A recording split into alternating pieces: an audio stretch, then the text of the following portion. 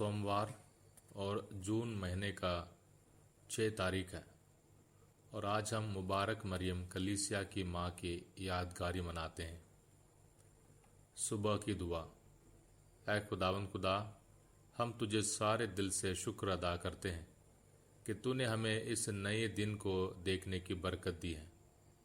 हम आज के हमारे सारे ख्यालों, बातों और कामों को तेरे हवाले करते हैं। तेरा फजल हम में बना रहे और हमें हर बुराई और खतरे से बचाएं। ऐ खुदावंद यीशु मसीह, हमें अपनी खास बरकत दे कि हम आज के दिन तेरे पाक वचन के खिलाफ कुछ भी ना करें, बल्कि हर बात में तेरी ही पाक मर्जी पूरी करें। आज के हमारे हर ज़रूरत और योजना को तेरी मुबारक माँ मरियम के पाक दिल के ज़रिए तेरे हाथों में सौंपते हैं। आमीन। आज का पहला पाठ प्रेरित चरित्र, उसका पहला बाब 12 से 14 आयत तक। प्रेरित जैतून नामक पहाड़ से यरूशलेम लौटे। ये पहाड़ यरूशलेम के निकट विश्राम दिवस की यात्रा की दूरी पर है। वहाँ पहुंचकर वे अटारी पर चढ़े जहाँ वे ठहरे हुए थे। वे थे पेतरुस तथा योहन, याकूब तथा अंद्रयास, फिलिप तथा थॉमस, बर्तलोमी तथा मत्ती, अल्फाई के पुत्र याकूब तथा सिमोन जो उत्साही कहलाता था, और याकूब का पुत्र यूदस।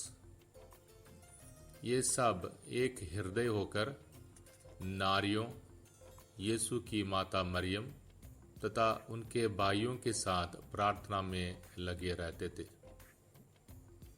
ये खुदा का पाक कलाम है। खुदा का शुक्र हो।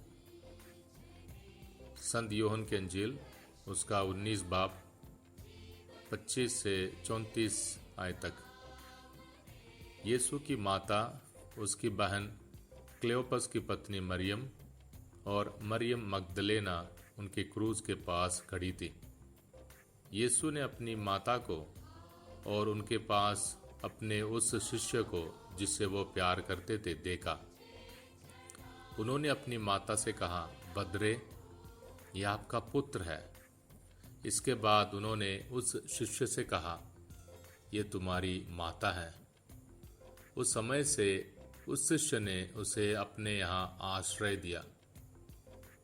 तब यीशु ने ये जानकर कि अब सब कुछ पूरा हो चुका है, धर्म ग्रंथ का लेख पूरा करने के उद्देश्य से कहा, मैं प्यासा हूँ।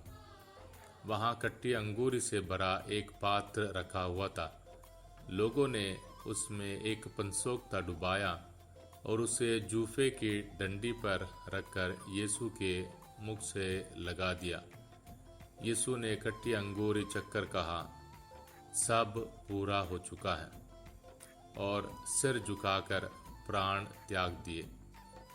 वह तैयारी का दिन था। यहूदी ये नहीं चाहते थे कि शव विश्राम के दिन क्रूस पर रह जाए, क्योंकि उस विश्राम के दिन बड़ा त्योहार पड़ता था।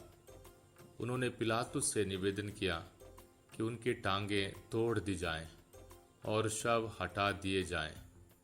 इसलिए सैनिकों ने आकर यीशु के साथ क्रूस पर चढ़ाए हुए पहले व्यक्ति की टांगें तोड़ दी, फिर दूसरे की। जब उन्होंने यीशु के पास आकर देखा कि वह मर चुके हैं, तो उन्होंने उनकी टांगें नहीं तोड़ी, लेकिन एक सैनिक ने उनकी बगल में भाला मारा और उसमें से तुरंत रक्त और जल बह निकला। ये खुदा की पाक अंजील है। ऐ मसीह, तेरी सताइश हो।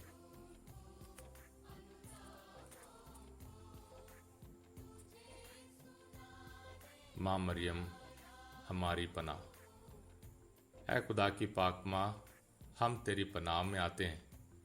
तू हमारी ज़रूरतों में हमारी मिन्नतों को हकीर मत जान, बल्कि ऐ पुरजलाल और मुबारक वारी, तो हमेशा तमाम खतरों से हमें बचा।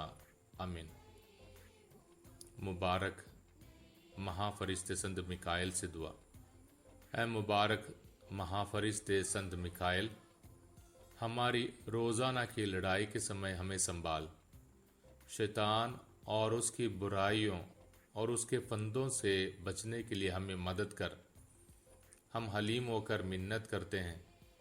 ये आसमानी फौज के मालिक खुदा की ताकत शैतान पर हुकूमत करें और खुदा की दी हुई ताकत से शैतान और सारी बुरी आत्माओं को जो दुनिया में रूहों को विनाश करने के लिए घूमते फिरते हैं, नरक में हमेशा के लिए बांध दे। आमीन। निगाहबान फरिश्ते से दुआ। ऐ खुदा के फरिश्ते, तू जो मेरा निगाहबान है, खुदा ने प्यार से मुझे तेरे हवाले किया है। आज के पूरे दिन मेरे साथ रह, मुझे रोशनी दे और मेरी निगाहबानी कर। मुझ पर हुकूमत कर और मुझे रास्ता दिखा। आमीन। जलाल बाप और बेटे और रूहुल कुदस का हो, जैसा कि इब्तिदा में था, अब और हमेशा होगा। आमीन। मरहूम ईमानदारों की रूहें खुदावंद की रहमत से आराम में रहें। आमीन। बाप और बेटे और रूहुल कुदस के नाम से। आमीन।